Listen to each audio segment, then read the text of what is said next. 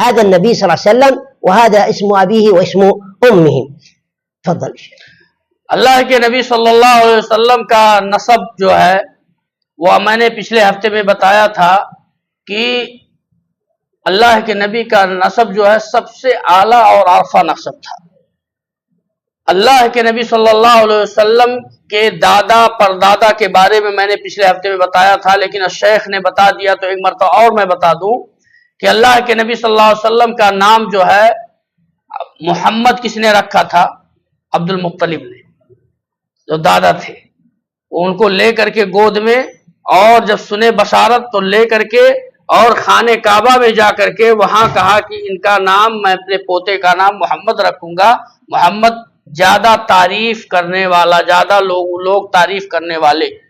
محمد بن عبداللہ بن عبد المطلب بن ہاشم. ٹھیک ہے، یہاں تک اگر کوئی یاد کر لیتا تبھی کوئی حرج نہیں ہے.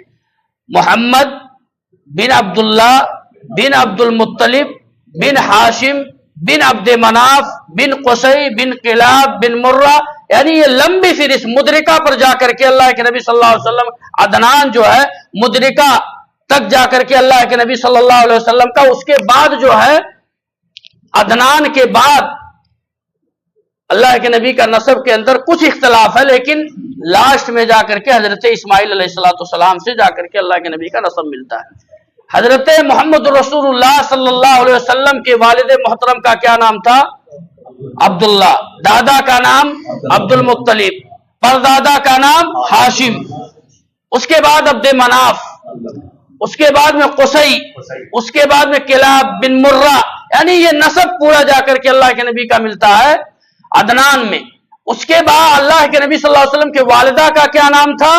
آمنہ بنت وہب. آمنہ بنت وہب جو مدینہ کے نجار قبیلہ جو تھا، اس قبیلے سے اللہ کے نبی صلی اللہ علیہ وسلم کی والد محترمہ کا اس قبیلے سے تعلق رکھتے تھی.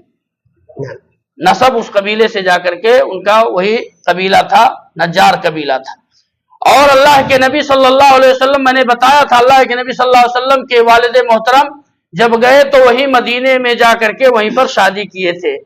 حتیٰ کہ دادا بھی مدینے میں شادی کیے تھے. بتایا تھا آپ لوگوں کو ہاشم مدینے میں شادی ان کی بھی ہوئی تھی.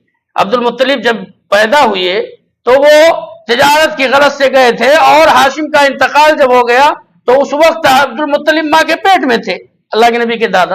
اس کے بعد میں پیدا ہوئے، اور مدینے مکے کے اندر بہت لیٹ میں ان کو لوگ جان پائے. جب 8 سال کے ہوئے تب لوگ جان پائے کہ ہاشم کے لڑکے ایک عبد المطلب ہیں جو مدینے میں ہیں.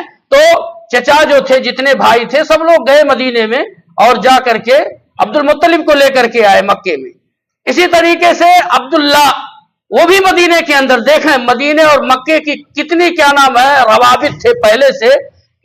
عبداللہ بھی مدینے کے اندر نجار قبیلے میں شادی کی، اور اللہ کے نبی صلی اللہ علیہ وسلم مکے میں جنم لیے، لیکن یہ ہے کہ ماں جو تھی وہ مدینے کی تھی.